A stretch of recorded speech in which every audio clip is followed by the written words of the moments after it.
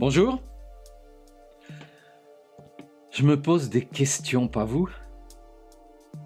Il y a des gens qui disent, mais la Terre est merveilleuse, on pourrait en faire un paradis.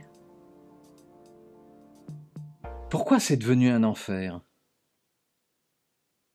Je rencontre des gens qui défendent la planète, qui sont écologistes, qui veulent l'équité entre les hommes et les femmes, qui ont des valeurs fortement ancrées et qui disent « je suis humaniste ». Magnifique.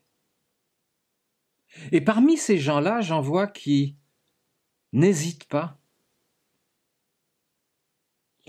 par rapport aux 2 ans qu'on vient de passer, avec ce fameux virus, ces mêmes personnes n'hésitent pas à détruire les liens familiaux, à détruire les liens affectifs,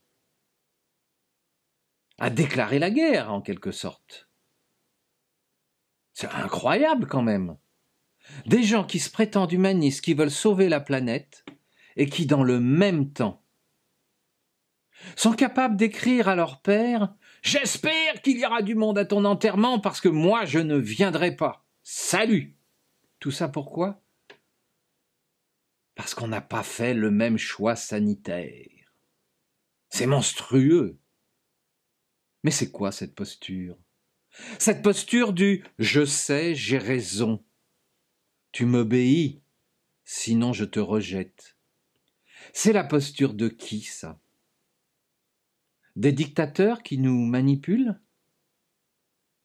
Qui veulent faire en sorte de fragmenter, de faire exploser les liens humains pour détruire l'humanité? C'est quoi cette posture? Ça, c'était que le premier acte. Parce que là, aujourd'hui, on rentre dans le deuxième acte, pour ceux qui n'ont pas encore compris. La guerre. Nous avions un ennemi invisible qui a permis de détruire des familles, des relations, des amitiés. Maintenant, le deuxième acte, qu'est-ce qu'on fait? L'ennemi est devenu visible, mais c'est pas le même. Alors toute la haine, toute la rogne, toute la rage qu'on a pu avoir contre ceux qui nous aiment et qu'on aimait, mais qu'on aime toujours quand même, au fond du cœur, on va aller la déverser sur cet ennemi qui est devenu visible. Magnifique. Est-ce qu'on s'est posé juste les questions de qu'est-ce qu'a vécu ce fameux ennemi désormais visible ces 20 ou 30 dernières années? Qu'est-ce que l'ennemi invisible, celui du premier acte, a mis en place pour créer un ennemi visible? Est-ce que vous êtes au clair? Posez-vous juste une question. On nous parle de l'invasion de l'Ukraine. Alors, vous défendez la planète, vous défendez la paix, vous êtes contre la guerre, et en même temps, vous n'hésitez pas à détruire les liens familiaux, les liens relationnels, à ostraciser, à rejeter. C'est étonnant quand même comme comportement. Vous n'avez pas l'impression qu'il y a un manipulateur qui tire les ficelles? Juste, regardez une chose. Poutine envahit l'Ukraine. Ok, il commet un acte qui, soi-disant, est une violation du droit international. Mais le droit international, soyons clairs, c'est une liste d'intentions et de respect entre les États. Les sanctions sont décidées par les États d'une façon individuelle. Il n'y a rien d'écrit au niveau du droit. Alors, on est dans le deuxième acte. On est en train de tourner un nouveau film avec la peur pour encore détruire, pour encore faire en sorte que ceux qui ont peur aient des défenses immunitaires qui s'affaiblissent encore plus, qui soient encore plus manipulables. C'est difficile d'accepter qu'on se fasse manipuler, dans le mauvais sens en plus. Quand on a la posture de « je sais, j'ai raison », comment reconnaître qu'on s'est fait manipuler? Alors j'en reviens à cette interrogation que j'ai eue.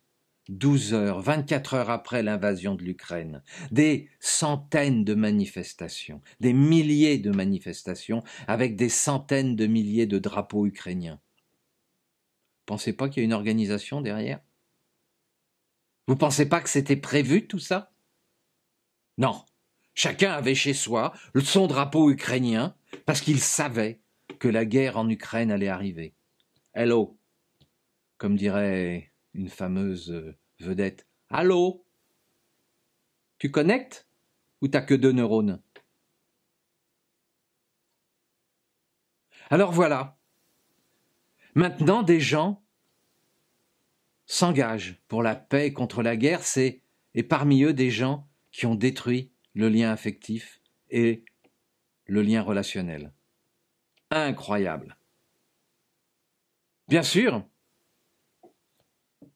tout peut se réparer. La réconciliation, le pardon. Relisez les discours de Nelson Mandela. Le pardon fortifie l'âme. Eh bien, parmi les gens qui commencent à comprendre, les cœurs s'ouvrent. Alors je vous invite à vous rassembler les uns avec les autres, ceux qui sont pour et ceux qui sont contre, en toute bienveillance,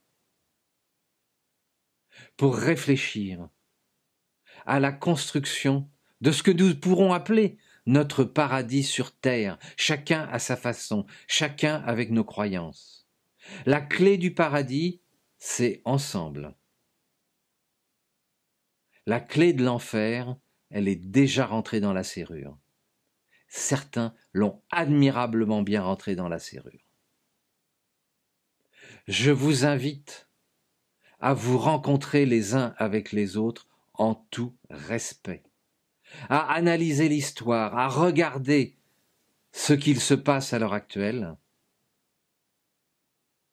à moins que, pour vous, savoir, avoir raison, ne pas reconnaître que vous avez été blessé, que votre ego a mal.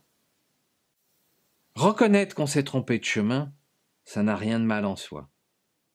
Et la plupart des gens qui veulent créer ce paradis sur terre, c'est une métaphore, c'est un grand mot, je sais, mais la plupart des gens qui veulent créer le paradis sur terre, je peux vous assurer qu'ils vous reçoivent à bras ouverts pour discuter, pour pardonner, pour oublier, car ce n'est que 2 ans de la vie.